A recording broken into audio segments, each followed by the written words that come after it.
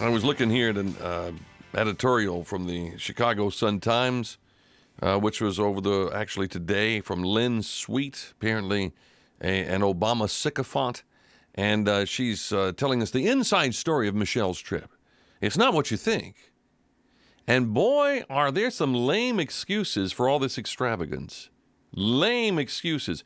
First of all, she says that Michelle Obama was not on this trip with 40 of her friends. She was on this trip with 2 or 3 of her friends and their daughters. So I guess they all got separate rooms, maybe for the dogs too. I don't know. They had 60 rooms total at this hotel. Now, I understand that a lot of that is for security detail, and I understand that. The question, I guess, that needs to go through her mind and everybody else's mind is, why would you do this in the middle of what we're going through in this country? I'll get to some of those points in a moment. She says that she was vacationing with I guess the woman who delivered the 2 kids, the 2 Obama kids, and another lady who had lost her husband, and Michelle regretted that she didn't get a chance to go to the funeral. I don't know why. It would have been a lot cheaper to go to the funeral than it would to take this woman to Spain to make her feel better about missing the funeral. So, why Spain? Well, this is the excuse. Well, because one of these women had said that she was going to Spain and wanted Michelle to come along and bring her 2 kids. And so she said, okay. Well, tell her we can't go to Spain in the middle of a recession and go vacationing on the beaches of Spain when we got oil on our own beaches and we're trying to tell everybody you need to be going to the Gulf Shore to vacation. It would have been a lot simpler to say, hey, girls, I know that you want me to go to Spain with you, but in the interest of appearances, if nothing more, why don't we all go down to the Gulf Shore and vacation down there and show people that it's okay? I mean, this could have been a 1-2 punch that could have revitalized what was going on in the Gulf. The folks down the Gulf are sitting there because of the Obama administration saying this is the worst environmental disaster in American history. It wasn't even close.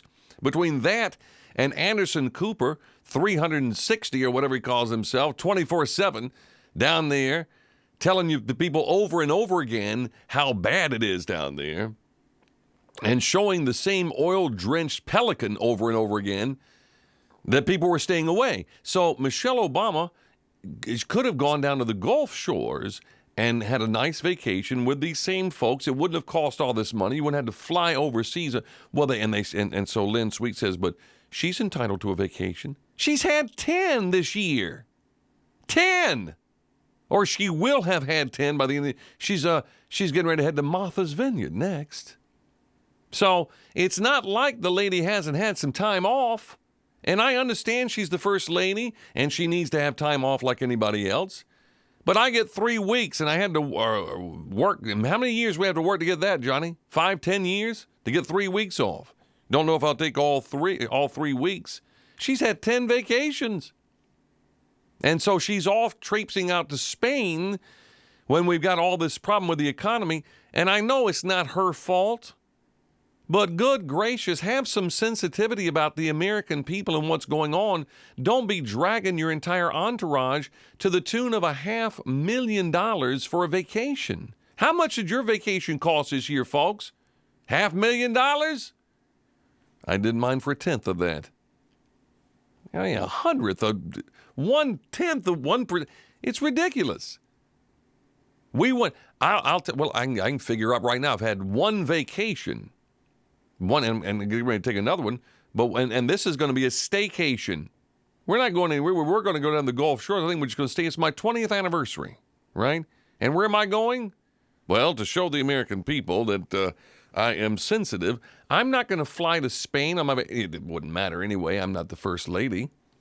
But I'm going to stay home, and we're going to get some things done around the house, and we're going to have some nice dinners, quiet dinners ourselves, celebrate our 20th anniversary. I know I'm the hopeless romantic. I wanted to go somewhere fun, but Susan's being practical. We're in the middle of buying a house or building a house. She's saying we need to stay here, clean through some things, get ready for the move, and okay, that's what we'll do.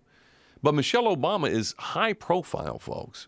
She's out there in the public eye, and people are watching her, and she just all over the world, traipsing all over 10 vacations, and this Lynn Sweet is trying to tell us, oh, you don't know the inside story. First Lady took Spain vacation with a dear friend whose father recently died.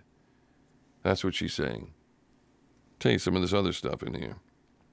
Oh, and she said, look, after all, she has an official capacity, doesn't she? She is the First Lady of the United States. So, before returning to Washington, Mrs. Obama and Sasha Sunday flew to the island of Mallorca to lunch with Spain's King Juan Carlos and Queen Sofia at their summer palace. So it was official business. He's virtually a figurehead, folks. It's like going by and dining with Prince Charles. Who cares? I mean, it's not like you. So because she went there, someplace, he good. When they could have, you're talking about a missed opportunity. They could have gone to somewhere very nice for at least half the money at the Gulf Shores, taking these friends down there. The friends did pay for their own rooms, they said, but it's $400 a night or whatever.